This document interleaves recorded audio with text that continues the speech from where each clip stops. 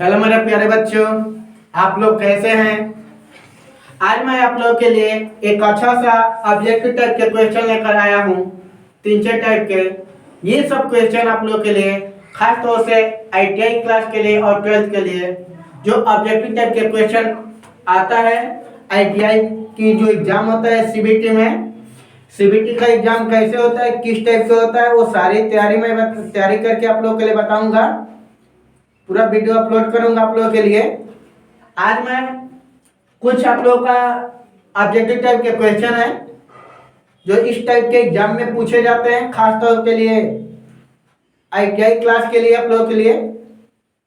CBT जो exam होगा जून जुलाई में, उसके लिए बेहतर साबित होगा। ऐसे सब क्वेश्चन और वीडियो देखने के लिए आप लोग हमारे चैनल को सब्सक्राइब करिए, बेल नोटिफिकेशन ऑन कीजिए और जो लोग हमारे फेसबुक पर देख रहे हैं वो फॉलो करें और शेयर करें। चलते हैं हम क्वेश्चन पर। क्वेश्चन है, देखिए इसमें हम लोग 4 हैं। ये आपका पहला क्वेश्चन, दूसरा क्वेश्चन, तीसरा है और चौथा है। समझ लीजिए। क्वेश्चन है कि धनावेशित वस्तु में होती है। आपका जो क्वेश्चन है बाबू ये है कि धनावेशित वस्तु में होती है। अब 4 आपका क्वेश्चन है।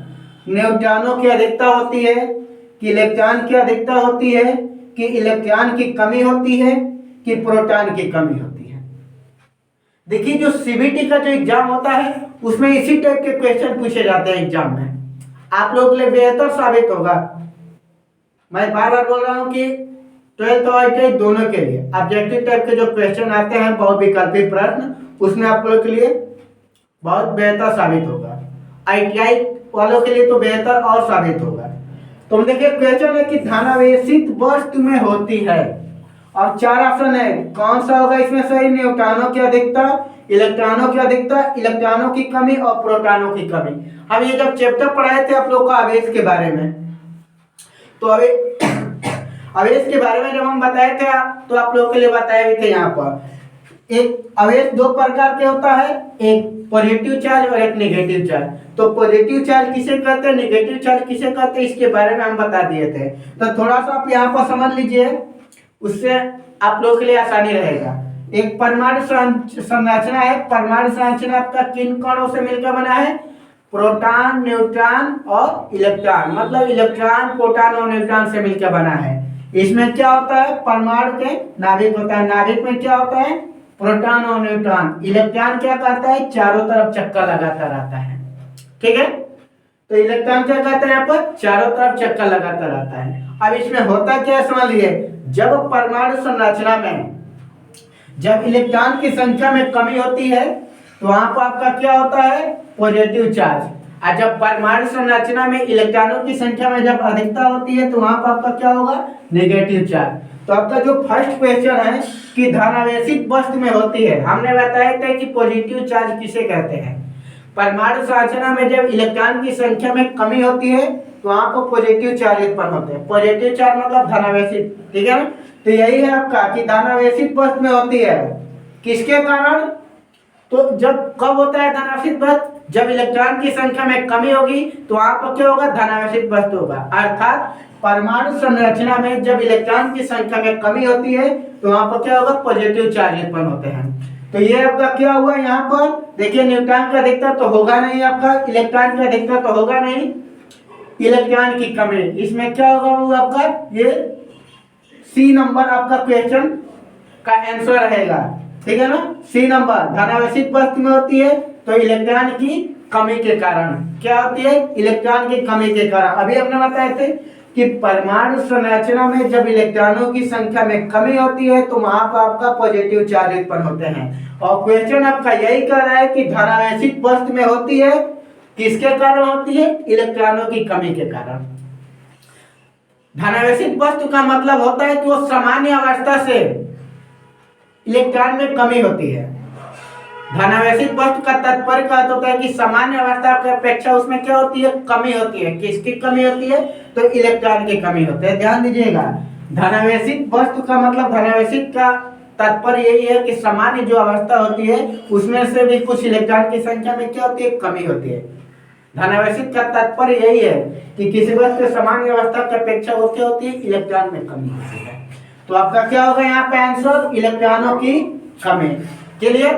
अब चलते हैं दूसरा क्वेश्चन। ऋणावेशित वस्तु में होती है, इसमें भी 4 ऑप्शन है। इलेक्ट्रॉन की कमी तो होगा नहीं, अभी हम बता दिए। इलेक्ट्रॉन की अधिकता, प्रोटॉन की कमी और प्रोटॉन की अधिकता, ये होगा नहीं। तो इसमें आपका क्या होगा, धनावेशित वस्तु में होती है इलेक्ट्रॉनों की अधिकता के कारण। ठीक है ना, इलेक्ट्रॉनों की क्या हो गया, अधिकता। यहाँ पर क्या है, ऋणावेशित वस्तु में देखिए, धनावेशित वस्तु में इलेक्ट्रॉन की कमी बताए थे, और ये इसका अपोजिट, ऋणावेशित वस्तु में क्या होती है, तो इलेक्ट्रॉनों की अधिकता। ऋणावेशित का तात्पर्य यही है कि किसी वस्तु के सामान्य अवस्था में मतलब क्या होते हैं, इलेक्ट्रॉन की अधिकता होती है।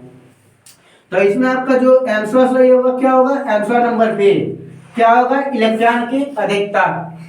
इलेक्ट्रॉन की अधिकता के कारण क्या होती है, वस्तु ऋणावेशित हो जाती है। मतलब एटॉमिक स्ट्रक्चर में जब परमाणु संरचना है उसमें जब इलेक्ट्रॉन की कमी होगी तो पॉजिटिव चार्ज होता है, और जब इलेक्ट्रॉन की अधिकता होगी तो आपकी क्या होगी, वो नेगेटिव चार्ज होता है। तो क्या है, ऋणावेशित वस्तु में होती है, किसका होती है, इसमें इलेक्ट्रॉनों की अधिकता। यानी आपका इसमें क्या होगा, बी नंबर आंसर आपका सही होगा। इस तरह से आपका ये 4 में से आपका क्या होगा, यहाँ पर बी नंबर आपका आंसर सही होगा। आप क्लियर हो गया कि धनावेशित का मतलब क्या होता है और ऋणावेशित का मतलब क्या होता है। धनावेशित का तात्पर्य यही है कि किसी वस्तु सामान्य अवस्था में इलेक्ट्रॉन की कमी होती है, और ऋणावेशित का मतलब है कि सामान्य अवस्था में इलेक्ट्रॉनों की क्या होती है, अधिकता होती है। जब परमाणु संरचना में इलेक्ट्रॉन की जब कमी होगी तो धनावेशित वस्तु होगी, इलेक्ट्रॉन की जब अधिकता होगी तो ऋणावेशित होगी। तो इस तरह से आपका धनावेशित वस्तु में होती है इलेक्ट्रॉन की कमी, ऋणावेशित वस्तु में होती है इलेक्ट्रॉन की अधिकता। तो ये आपका दोनों क्वेश्चन यहाँ पर कंप्लीट हो गया। ठीक है, अब चलते हैं थर्ड में।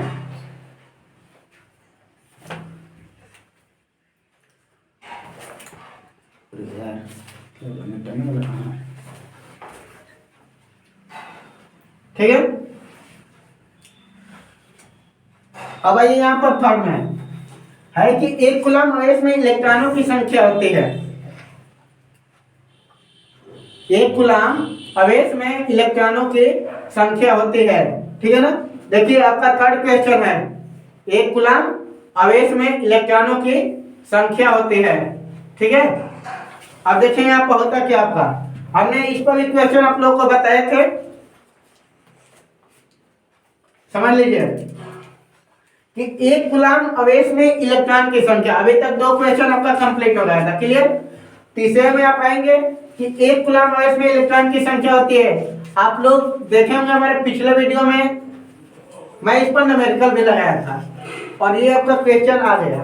खास तौर के लिए ITI वालों के लिए जो जून जुलाई में एग्जाम होगा बेहतर साबित होगा, ध्यान रखिएगा।